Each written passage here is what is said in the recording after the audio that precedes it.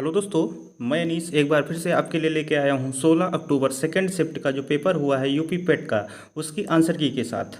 हमारा पहला क्वेश्चन है इसमें, वेरिएबल एटीएम कार्ड्स और ऑफलाइन यूपीआई किस कंपनी द्वारा लॉन्च किया गया है? तो ये किसके द्वारा किया गया है? एस मनी के द्वारा। ऑप्शन नंबर डी हमारा इसका राइट आंसर हो जाएगा।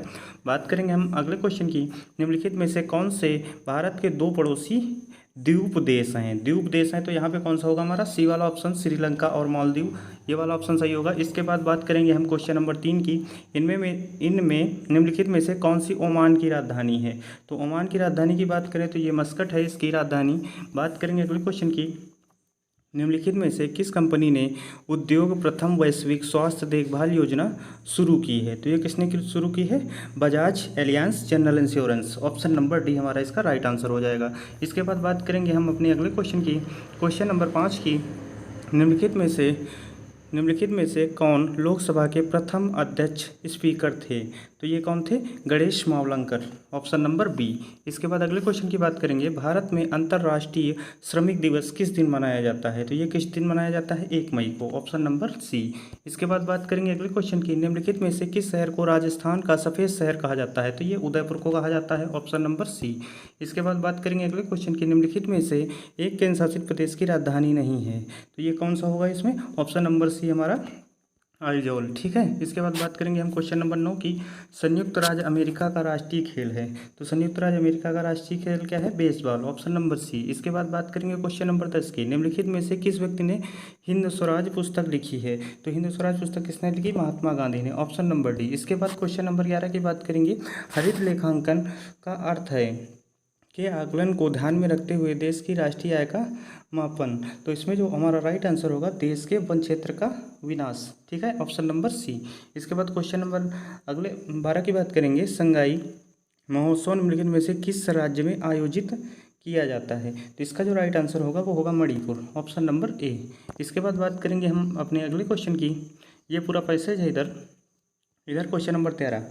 नेता क्यों नहीं चाहते कि लोग शिक्षित होकर अपने अधिकारों के प्रति जागरूक बने? सबसे सही तर्कयुक्त उत्तर कौन सा है?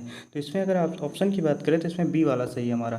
शिक्षित हो जाने पर लोग रोजगार की मांग करेंगे। इसके बाद क्वेश्चन नंबर अगर हम 14 की बात करें। निम्नलिखित में से आज़ादी के पूर्व के नेताओं की कौन सी विशेषता थी जो आज के नेताओं में दिखाई नहीं पड़ती है? सबसे उपयुक्त कथन तर्कयुक्त उत्तर कौन सा है? तो इसका जो राइट आंसर होगा हमारा डी वाला। आज़ादी के पूर्व नेता देश की सेवा करने के लिए राजनीति में आते थे। इसके बाद क्वेश्चन नंबर 15 की बात करेंगे। ये नेता एन केन प्रकार ऋण साम दाम दंड और भेद नीतियों का प्रयोग करके अपने गंतव्य तक पहुंच जाते हैं। नेताओं का गंतव्य कौन सा है? सबसे सही तर्कयुक्त उत्तर कौन सा है? तो इसका सबसे जो राइट आंसर होगा हमारा, जनता द्वारा दिए गए ऑटो से चुना जाना। Option number B. इसके बाद अगर हम क्वेश्चन नंबर 16 की बात करें तो क्वेश्चन नंबर 16 जो है, अनुच्छेद के आधार पर बताइए कि आजकल के अधिकांश नेतागण वोट पाने के लिए जनता की कौन सी दुर्बलता का फायदा उठाते हैं? सबसे सही उत्तर कौन सा है? तो सबसे सही उत्तर कौन सा है? डी वाला। चुनाव जीतने के लिए जनता को मुफ्त की चीज़ें देने का वायदा करना। इसके बाद क्वेश्चन नंबर अगर हम 17 की बात करें, नेता लोग पार्टी क्यों बदलते हैं? सबसे सही तर्कयुक्त उत्तर क्या है? तो स्वार्थ सिद्धि के लिए, अपनी पार्टी छोड़कर नई पार्टी में जाना। ऑप्शन नंबर 20 का राइट आंसर होगा। इसके बाद अगले क्वेश्चन की बात करेंगे। एक और पैसेज है, हमारा जीवन कब निराशा के अंधकार से भर जाता है? तो 18 नंबर क्वेश्चन की बात करें तो इसका राइट आंसर हो जाएगा सी वाला। जब क्रोध, शोक, ईर्ष्या, चिंता, भय आदि घातक मनोभाव लंबे समय तक अपनी तीव्रता में हमें प्रभावित करते हैं। इसके बाद अगर हम क्वेश्चन नंबर बात करें 19 की, प्रिय घटनाओं को अपने जीवन में आकर्षित करने के लिए हमें क्या करना चाहिए? तो हमें क्या करना चाहिए? Option number C. हमारा जो मनोमस्तिष्क प्रिय विचारों से सदा परिपूरित रहना चाहिए। इसके बाद बात करें अगर हम क्वेश्चन नंबर 20 की, अपने दुर्भाग्य को सौभाग्य में कैसे बदला जा सकता है? तो इसका जो राइट आंसर होगा सी वाला। ठीक है, अपने मस्तिष्क के विचारों पर ध्यान देकर लगातार रचनात्मक विचारों द्वारा। इसके बाद क्वेश्चन नंबर 21 की बात करें। निम्नलिखित में से किस वर्ग के सभी भाव रचनात्मक हैं? तो ये कौन सा होगा? Option number D. ठीक है, आशा, उत्फुल्लता, प्रसन्नता, मुस्कान और निश्चिंतता, संतुष्टि, आत्मविश्वास। ठीक। इसके बाद क्वेश्चन नंबर 22 की अगर हम बात करें, हम कार्य सिद्धि और सफलता के बहुत पास कब होते हैं? तो क्वेश्चन नंबर 22 का आंसर जो है 22 का, वो है डी वाला हमारा। ठीक है, जब आशा, उत्फुल्लता और ऊर्जा से उत्प्रोत होते हैं। इसके बाद क्वेश्चन नंबर 23 की बात करेंगे। ये डी आई है यहाँ पे। DI का जो पहला क्वेश्चन है, अंग्रेजी में सभी 7 छात्रों द्वारा प्राप्त लगभग औसत अंक कितने हैं? तो क्वेश्चन नंबर 23 का जो राइट आंसर हो जाएगा वो हो जाएगा सी, 89।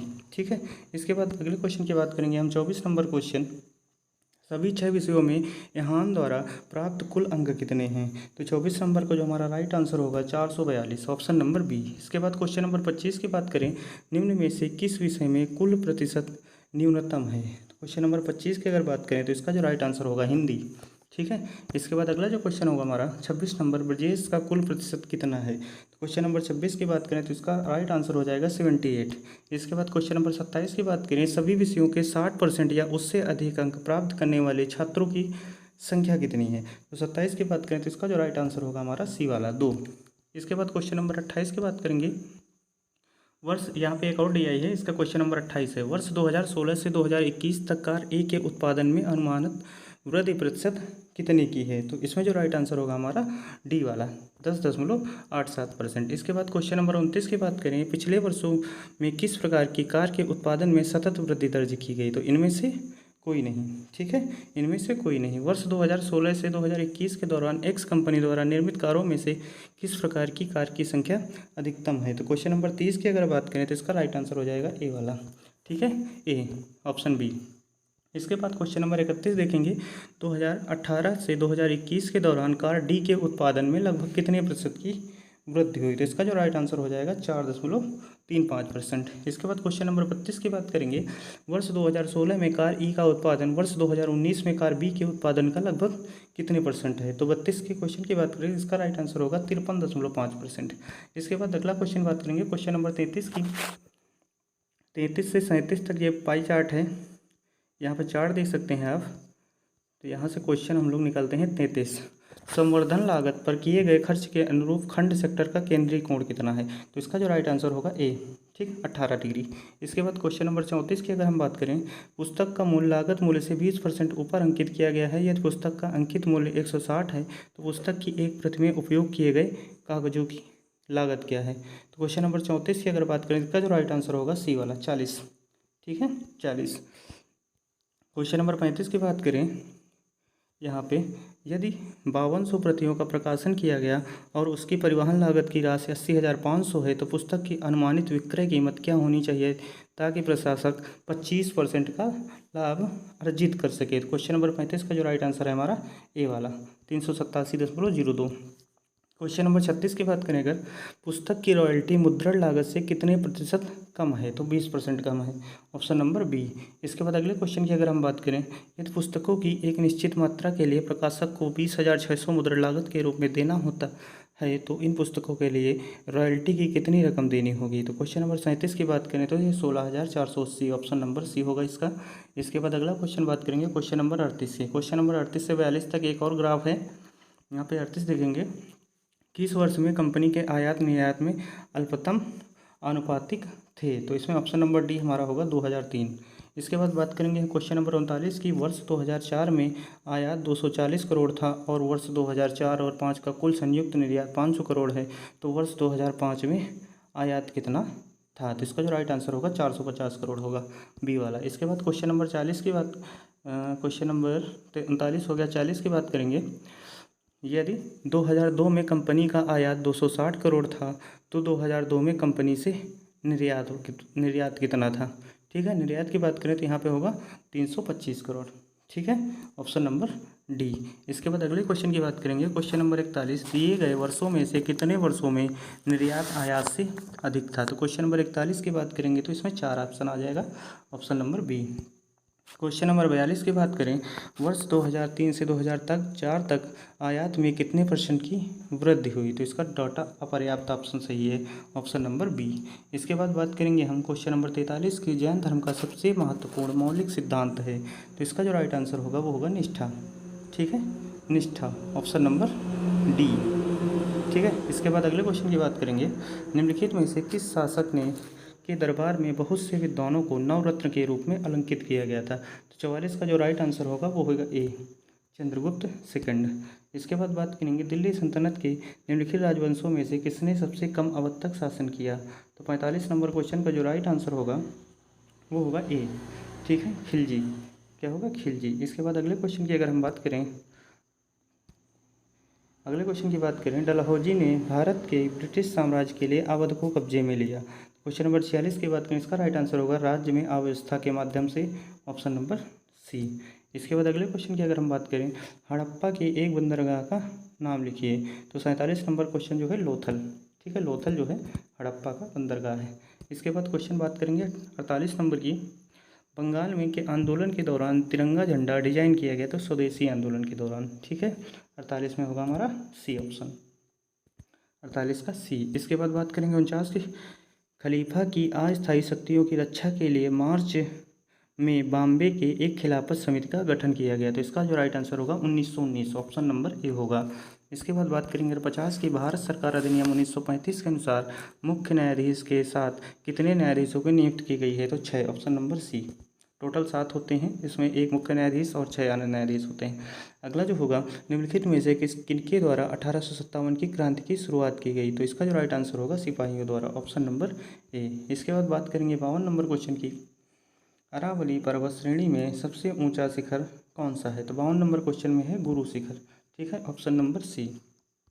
अगला जो है, ग्रीष्मकाल में उत्तरी मैदानों में बहने वाली पवन कहलाती है। 53 नंबर में जो हमारा ऑप्शन है लू, ठीक है, ऑप्शन सी। इसके बाद बात करेंगे अगर 54 नंबर क्वेश्चन की, भारत की मानक या में उत्तर रेखा है, तो ये कौन सी है, 82.5 डिग्री पूर्वी देशांतर, ऑप्शन नंबर ए।